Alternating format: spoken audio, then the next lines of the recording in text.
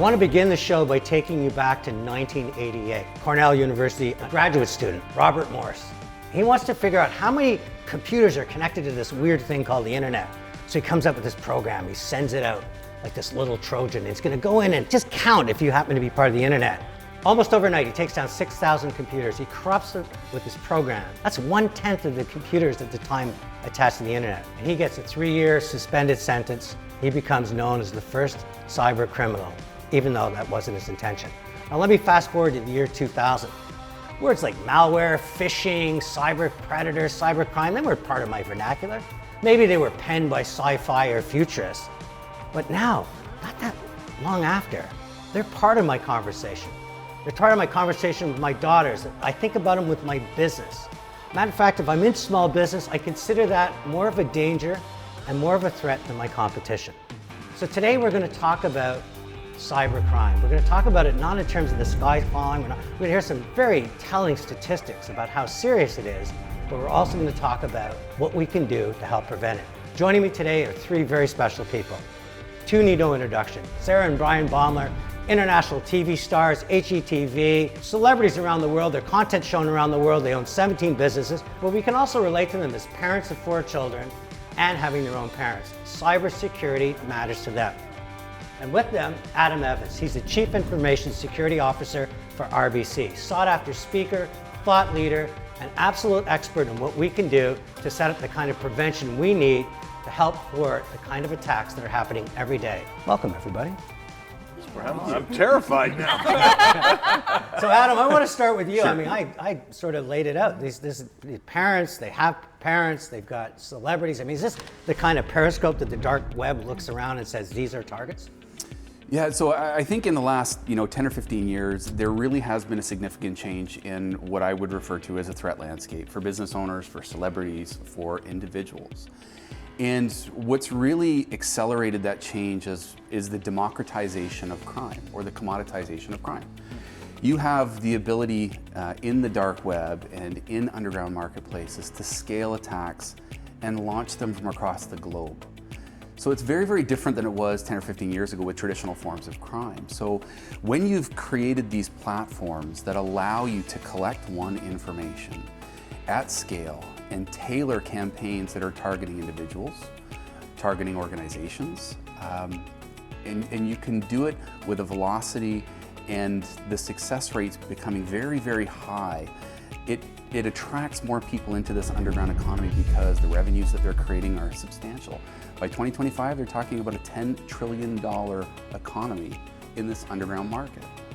So it really is attracting people into this underground marketplace. Sarah and Bryan, I mean, this, it is frightening because we hear about stuff, and I'm just curious, when did you start having the conversation as a couple about the sense that people could be peering in? I mean, not lurking out in the backyard, but literally using your computers, your digital devices as almost a Trojan horse to wander in and poke around into your lives.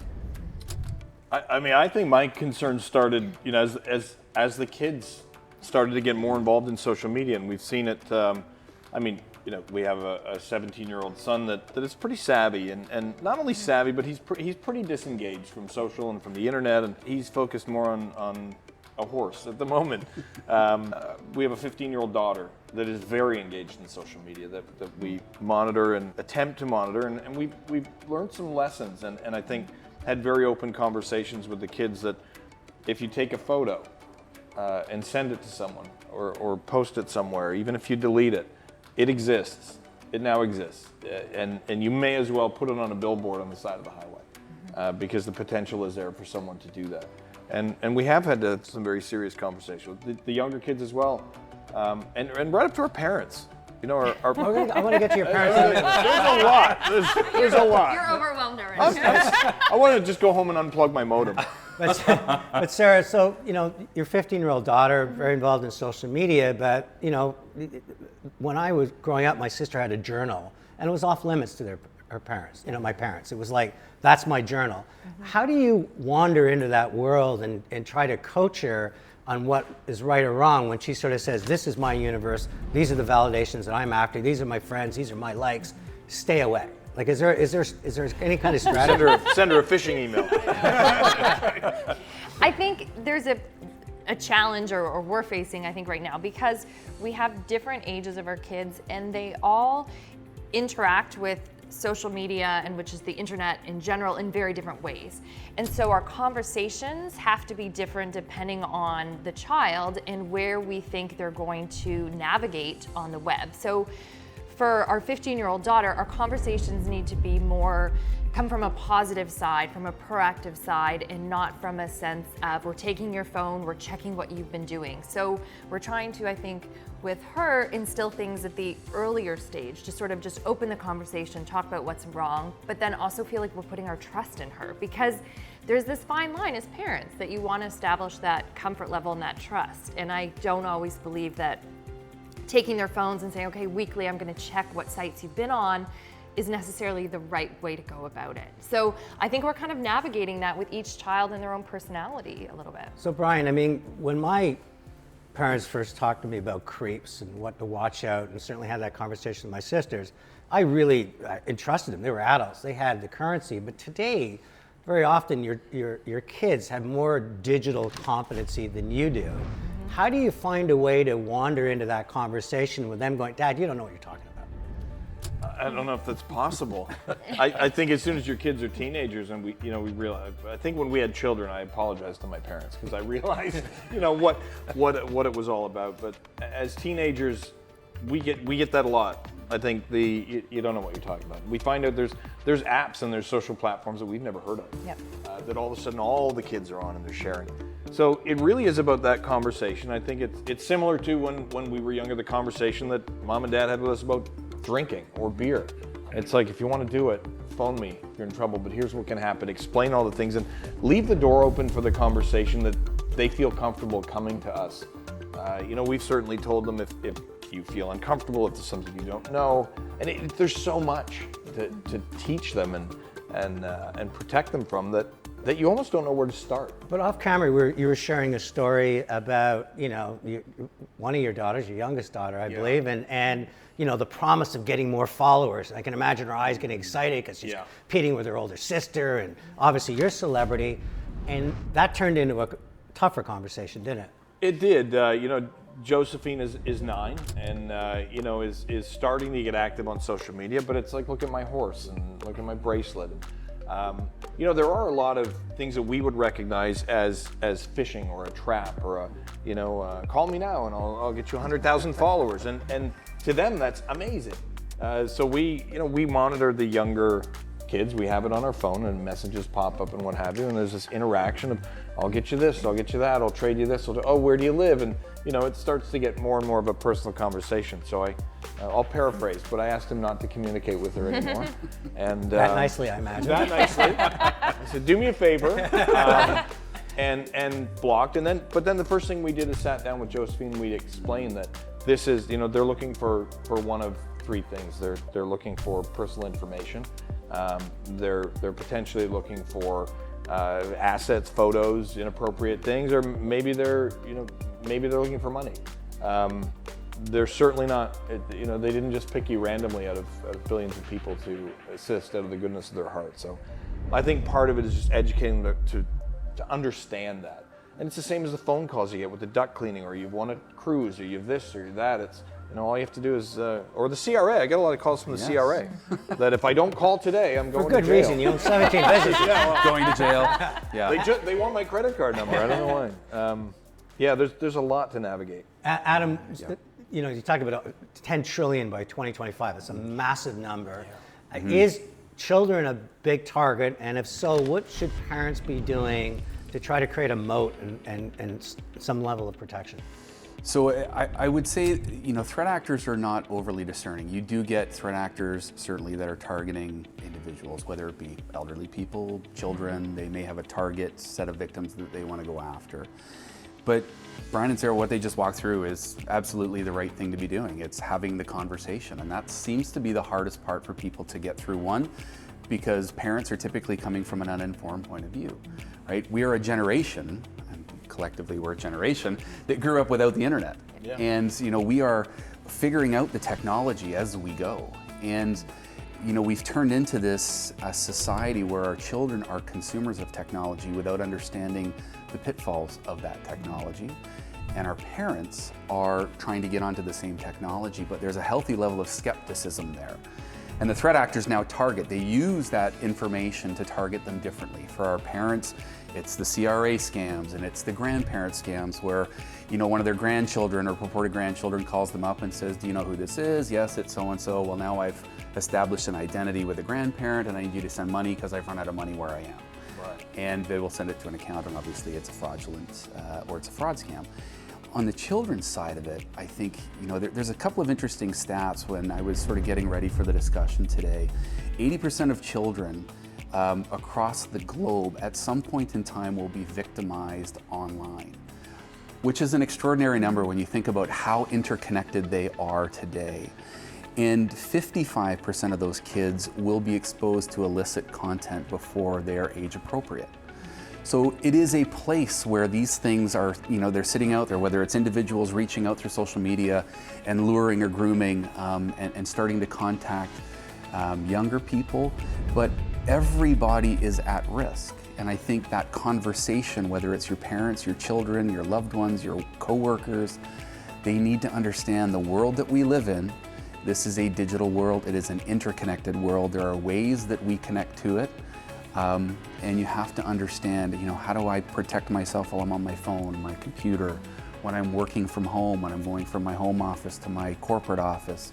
What are the things that I need to be thinking about? And obviously, how do I protect myself against the risks associated with it? It reminds me of that story or fable of the little Dutch boy trying to stick his finger in a dike that's starting to open up. I mean, there's a lot to worry about. You talk about parents, and let's move because you have parents, and they're just hilarious when I see the connection between, especially between you and your dad.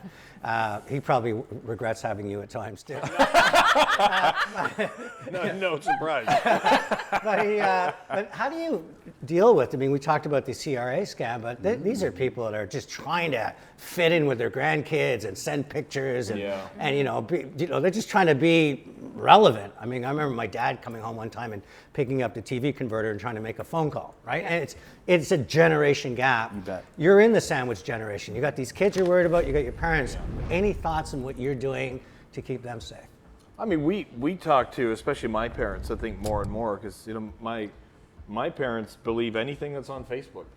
Anything that is there, they believe. So we get calls. You sold the hotel? You're divorced? You had another baby? You crashed your plane? I mean, nonstop. And I think, parents and maybe children are a little more in tune to that not everything on the internet is true. It's all crafted and delivered in a way that they want it to be true. But I mean, my parents bought an entirely new heating system, from one of these things that never arrived. They didn't know a good contractor to get one? No, apparently not. I couldn't believe that. But you have to be, when you're exposed to that much information, you have to be very selective and do your due diligence and there's things all over the internet about me with being sued by Big Pharma because my CBD oil is, curing cancer, and they're upset about that. I have nothing to do with that. Apparently, we're deep into cryptocurrency, and we're investing in that and selling it. I get these emails all the time, like, I bought your crypto, and I haven't got an email back, and it's like, that's not me. I think too, though, when you look at our kids, there are things as parents that it's almost easier when you're thinking of your children to find apps that are out there for protection for them, for their phones, to have those conversations. But you don't look to those same things when it comes to your parents. So it's a great point. It's almost like trying to find out if there are some of those things that are available, because there are so many things from the child perspective that we talk about in steps that we're going to, first conversation, second conversation, third conversation, but you don't sit down with your elderly parents and do that because your relationship is very different. Yep. So those are, I think, how we look to other adults in our same position right now, and sort of saying, how are you handling this with your aging parents? And I wish there was maybe more apps available, maybe there is, that I need to learn about as well. Parental controls for your parents? A little bit, but it's suitable. Grandparental controls. controls. To that generation. Yes. Do you know what I mean? That educates them, that we could put that forth to them that wouldn't feel that it's demeaning in any way. You know, your conversation is different when it's with your elderly parent. Just curious, who runs the IT for your parents? Like, who's their de facto IT person? I'd say like Kate. Is there an IT person? I mean, I think it's just any of the children. Yeah, like something, you know. our nieces and your mom goes to every child. One of the things we've done as well to kind of get ahead of that is we've gotten involved with my parents' financial management. We've sat down, had the conversation, and said, hey, let's you know, before we get a horrible phone call and life moves on in that circle and we have to deal with estate planning and everything, let's have that conversation now. Let's get involved. Let's start planning this. Let's budget, so that you're removing a bit of that risk from, you know, they've now sent all their money to their nephew they didn't know overseas. So we've started to get more involved in that and keep an eye on things without being too controlling. It's a fine line. I think Sarah said a great point when she said, you know, it is a different conversation because you're now parenting your parent. So what thoughts do you have on that?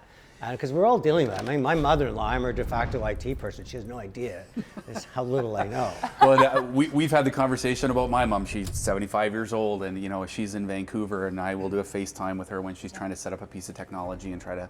Does she need her ducts cleaned? That's the vulnerability that these folks are preying on. Is one, they don't want to admit that they don't know. Right. And if they get caught, they feel silly. So these are all the things, the social engineering tactics that are being used is to really expose that in the older generation. So, you know, what you're talking about is having an eye on their finances and making sure if you see something, duct cleaning service or whatever it may be, on the credit card, that you can flag it, like, what is this coming from and how did it start, the conversation start? Having, you know, a credit card with a limit on it for online purchases is another great way to sort of protect the financial exposure that some of our parents have. They have wealth, and obviously bad guys know that. Running their IT at home, and you know, you joked about parental filters, Brian, but it's that sort of thing, right? All this technology now has the ability to configure where they can go to on the internet and protecting them from certain places on the internet. Making sure that their phones and their tablets auto-update. My mom had a laptop for a long time and we got rid of it, got her a tablet. It was much easier for her to manage. It was easier, one, for her to operate, but two, it was easier to manage the security around it. So talking to her about just best practices. If you're sitting in a Starbucks on your tablet, don't do online banking. Wait till you go home and you're on a network that you trust. Oh, I should have known that last week. Is this conversation too late? Yeah, I mean, there's certain things, and funnily enough, it you know, that transports over into the children's world as well, where you've got parental filters that you can put on, and for your 9-year-old, you can customize their experience on the internet, and for the 17-year-old or 16-year-old, you can do the same thing, but it's a different experience. As long as they're accessing that through. Correct. That area. I mean, it was the same, I think, for us when, you know, they said, you're not allowed to do that. Well, I can do it this way. I remember, you know, making a joke with my mom when she said, well, I need to get my malware, you know, my protection in place. And I said, what are you worried about? You know, is someone going to, you know, track down when, you know, Bridge Club is and how many solitaire losses you've had? So as soon as you update that kind of stuff, how quickly is there a new backdoor, a new loophole, a new? Yeah. There's always vulnerabilities that are coming out, and certainly in the last 10 years, when you think about all the platforms that are being created, the LinkedIn's, the Facebooks, the Instagrams, the Snapchats, like all of those things, they're all putting applications on your phones and on your tablets, and over time they become vulnerable. And it's making sure that you've got the ability to update them as fast as you can.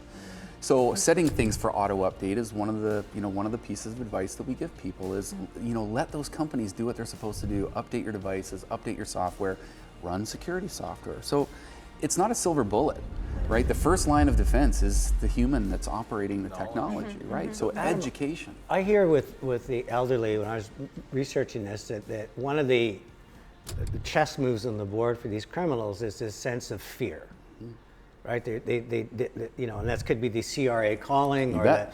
Is that part of the conversation that we should be teaching our parents about tactics, whether it's fear, too good to be true, that nobody's really going to send you $342 million from an oil king, Prince of Nigeria stuff? I mean, is that? I know they're as you said, sometimes it can just seem demeaning, but is it part of the narrative to storytell a little bit more so that they understand that they are a victim and could be a victim? I think if we tell the story right, we can turn them from victim into an empowered individual. Yeah. And I think that's for children, for elders, for us as individuals, education is the pathway out. So understanding the normal tools and tactics. Yes, they use anxiety, right? Your parents do not want to have a call from CRA saying they're delinquent on taxes. That creates a lot of anxiety for people. IRS in the United States, you're going to go to jail if you don't send us this money. So anxiety, urgency is part of the toolbox that they use to get you to interact with them in some way, shape, or form. Do you think that in that dark web, they're actually employing psychologists as well to really understand those hot buttons? Yes, they understand human behavior extremely well. And you think about, criminals that have been around for years. Human behavior is something they understand. They understand when they walk into a room, if in the presence of a hacker, somebody that's been a criminal before. I did a speaking tour with Frank Abagnale a couple of years ago. And when he walked into a room, he looked at all of the things that he could break or bypass within 10 minutes of being there. Just how he was wired. And I think they're very... It's almost a game to them, right? Very much so. They're very in tune with human behavior and the kinds of things that humans are susceptible to. And that's where I think the education piece is really important, is being that healthy skepticism, I think, is something that everybody has to have. So you've both been on the show before, and I'm in awe by how you've gone from hammering nails to hammering out international deals to 17 businesses. I mean, you're incredibly, and you were even gifted, both of you, entrepreneurs, even before we knew you on television. So small business is a big issue because you're controlling this sort of trap line of all these businesses. I understand from my research, small businesses fears cyber attacks more than anything, and they're highly vulnerable because they don't have the resources and they don't even know really who they're doing business with. Right. So what are you doing within your enterprises to try to help protect the fact that these are well-known businesses and you're dealing with a lot of suppliers, freelancers, contractors? It's a great question. I think we need to have a follow-up meeting back at the office. For us, a lot of our businesses are tangible. We're manufacturing cabinets in Quebec. We're hammering nails into 2x4s. And a lot of the suppliers and customers we know personally. So our machine is kind of set up where we're accounting, and I would be more concerned about attacks on that. Yeah, I think from my perspective, we need to get more involved in our IT. Well, and from my perspective, I've just newly launched into e-commerce, and that's something that is worrisome on my end because you're trying in the state of a new business to put yourself out there to build this community that trusts you of customers, and then on the flip hand, you're investing all your time and resources into that, but then you also are so fearful of the fact that they are entrusting their payment methods and all of their data with you, and you are the keeper of all that. So I think for small businesses like where I'm at right now, it's very worrisome, and you don't really know where you should look, and I think it's something that you're trying to educate yourself as you go, but you're trying to keep up as things come into the community as quickly as you can while still feeling honest and open to your customer base. Yes. And that fear of cybercrime, we see it, again, our images have been used to, sell crypto and CBD oil and all kinds of things. And then when there is a legitimate business, people look at it and they say, oh, is this a scam? We're currently building self-storage units and doing, investments in those and creating funds. And people, well, that's got to be a scam, like your crypto and your CBD. And so that creates a new challenge for business as well. The fear of cybercrime 100% affects our ability to market legitimate business. So that's a challenge as well. And I love what Sarah, you just said, which I never thought about, is now you're not only worried about you being attacked, you're now taking responsibility for people entrusting you with money as well. So Adam, small business, this is the heart of the Canadian economy. This is 98% of all businesses are small. And what advice can you bring them in terms of, again, creating that moat, building those firewalls? So it's interesting what Sarah was just describing, I think, and Bryan, is there are so many dimensions of risk to a small and medium-sized business. And the first of which is I want to be able to scale my business to meet as many customers as possible, but I need to keep my business small and agile. So I don't necessarily have the resources to go out there and procure a security team to help me protect myself. So that's the first problem. The second problem is, in an e-commerce business, you're collecting customer data, and there are, legislation out there now that requires you to protect the privacy of the data that you're collecting. And if you think about, the brand of Bryan and Sarah, that is coming under attack more and more. Disinformation campaigns, fraud scams. We're seeing more of the battlefield moving onto things like social media, which makes it really difficult to protect against. There's fake profiles being created You bet. daily that are all, oh, thank you for, and they're all replying to our own social media posts. Thank you for posting. Click here to send me a private message so we can chat. And we try and keep on top of this stuff, but it seems endless. Unrelenting. Yes. So there are, there are services that are out there that will help monitor things like social media, and you can verify your legitimate profiles, and they will work on your behalf to take fraudulent profiles down. So there's brand impact that comes along with the But fraud. can a small impact. business afford it? I mean, I understand the cyber protection business is going to be $240 billion by the time they're stealing $10 trillion. But a little guy, a little business. Which side do you invest in? That's the question. You are shameless. Where's the better ROI? So, as small and medium-sized business owners, it's important to understand the risks that you're trying to manage, and the data is got to be the primary after you've protected your employees, because, quite honestly, cybersecurity and physical security, those worlds are starting to come together. And in a building downtown, if there's a cyber event and they drop the locks to the building, all of a sudden you have staff that are exposed. So these worlds are coming together. In a small and medium-sized business, it's understanding, am I protecting intellectual property? Am I protecting a customer base? Do I have financial systems that I use to manage my portfolio of businesses? And do you understand, one, who connects to those systems? Do you understand where they connect from? Which devices are they using to connect? Are they bringing their home PCs to your corporate office, connecting to your Wi-Fi where all your financial servers are? So creating separation between these worlds is going to be really important. And then obviously, with kids moving in and out of your home network and possibly ending up in your office, or you guys taking your computers from home and into the corporate environment, the bad guys can compromise the system, and then you bring it to the office, and then they're on your office network with a compromised system. So remote working must have what's there, right? Remote working must have made your role Yeah. almost impossible, because you're dealing with. It was difficult. There's nothing contained anymore. Yeah, it was difficult. So within 2 weeks, we had to move 85,000 people out of office buildings where we had spent 10 years building security, and we sent them home. And all of a sudden you have people that are connecting in remotely. They're on networks at home that have smart TVs and smart furnaces, and I'm sure lots of things that you put into the homes that you build. And the protection, the threat surface now changes. So we had to get, we had to think pretty quickly about how we were going to protect a workforce in a completely remote working environment.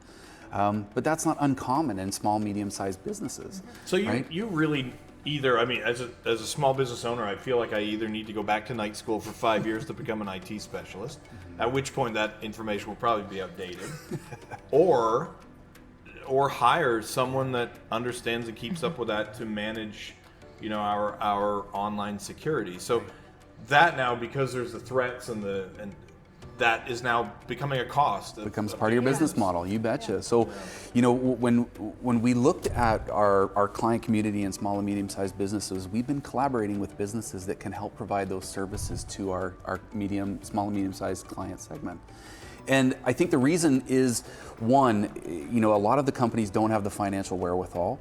They are just starting their cybersecurity journey. And then, what are some of the risks that you are trying to manage as a small and medium-sized business owner? You guys, I think, are very different in that you have a very recognizable brand. You've got 17 companies. You've got, you're traveling to and from different locations. You've got 4 kids that are in your corporate environment, in your home environment.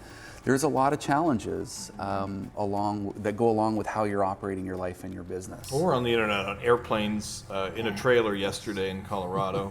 at a home show in Calgary, all over the place. So. You know, it's an interesting thing, and we talked about it earlier, this concept of nothing is free. We learned that about the data we surrendered into social media. We're also learning to be very careful about free Wi-Fi. Because free Wi-Fi is you're just porous, right? Yes. What are they reading? That's my question. What when you have, Well, what are you writing?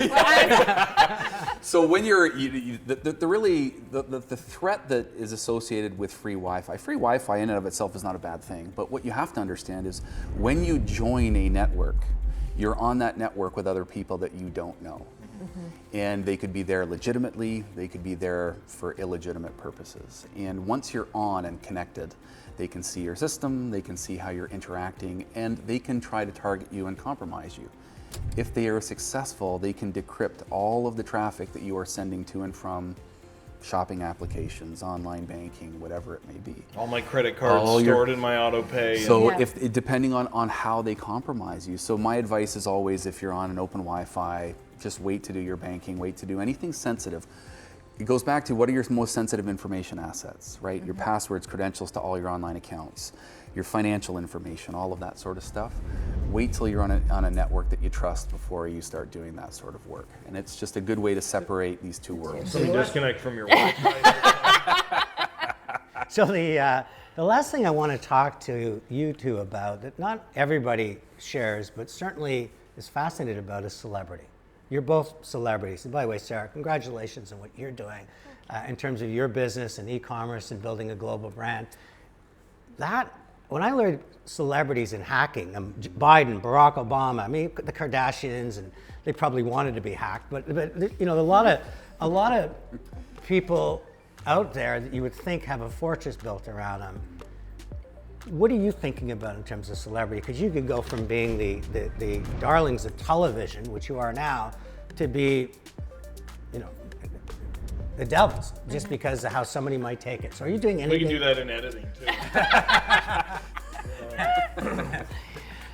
Are we doing? I don't think we're doing enough, in all honesty, because I think probably, and I can only speak for myself, but Bryan and I have come from just the start, from the ground up. You know, every business that we talk about now that we own and operate has started with the same, you know, sitting at the kitchen table, scratching out an idea, creating a concept like every business does. And you come at it with such passion, but also sometimes with a lack of knowledge in the other areas that are needed to support the business as it grows. And perhaps it's asking enough questions to who it is at different stages. You know, in your first year of business, you need to be really focusing on this. By the time you've reached this growth stage, you need to be looking at these elements. And I think all of our businesses are at different levels. So what we need for one, we don't need for the other. And I think it's just a huge learning The game. umbrella, the halo is your last name. I mean, you're attached to so many of these businesses. And to me, I mean, what could they possibly do knowing that they've got so many different moving pieces? Some of it's just on the kitchen table, some are mature businesses. You're starting off, you're going global now, you're building storage units in Texas. I mean, what are you doing with this? I've heard about the vault. Well, tell me a little bit about what you're doing to at least help clients of your bank even feel somewhat confident that they've got a strategy. The vault was really, it sort of grew out of conversations that I was having with clients. And every time I'd sit down with a set of clients, it was always, where do I start? And how do I get my journey started? There was an appetite for it, but they didn't understand how the journey started. So we created the Vault, which is, you know, is an interactive page where people can go and get resources about how do I secure my iPhone when I get a new phone, or, you know, when I'm setting up my home network, what are the things that I should be thinking about, and just best practices guides about how to consume technology. And it sort of grew out of this, you know, these conversations, and then we said, you know, we think we're sort of onto something with the Vault, and we want to make it a little bit more client ready. And the team has done a wonderful job going and collecting all the information and putting it into a format that's consumable for people. Because if it's technology speak, it's very difficult. Yeah. But if it's very, you know, very easy to understand, the chances of them adopting it and using it in their daily life, that starts them on their journey. And a safer person at home is going to be a safer client when they're banking with us. Is the Vault only available to RBC clients? No. The vault is available to anybody. Where would we find the vault? At rbc.com/cyber. There's a portal created there for educational materials, and the vault is one of those things that you can download and use in your personal life at home. And it talks about best practices. There's other resources in there that talk about normal scams or techniques that are used by criminals to target people. It's informational. That's one thing that worries me as well, and I think with not only our parents but everybody's parents. And you mentioned the celebrity aspect of it, which is a very strange, I think, for us world to live in. But my concern is, and we get the emails all the time, someone else's grandma, your mom, may have ordered $1,000 worth of CBD oil that doesn't exist because my face is on the bottle. Yes. And you bought all that crypto from me that doesn't exist. What? So I apologize. So we get these very angry emails from people's parents saying, I haven't heard back, and we now feel the need to protect other people because our brand is being used through this, so that we have a lot to learn. So the interesting part, I think, on the brand side of it, and you guys are experiencing it in a very different way than most people do, but we are certainly seeing a larger push into this space by threat actors, and they're leveraging, your likeness and using it for fraud scams, ad scams, whatever the case may be. And it becomes very difficult to control because you don't control the systems that this is happening on. We can't even find the people. Right. We've tried. We can't find the people creating the content. Yeah, it is incredibly difficult. And I think that the broader the brand, we go through this as a global banking institution. The higher profile the brand, the broader the brand gets, the more content is out there. And you create this data exhaust for yourselves, and that data exhaust is being looked at and collected. And that is what they are using to start targeting. And they are just trying to do, as I said, this is a scale game.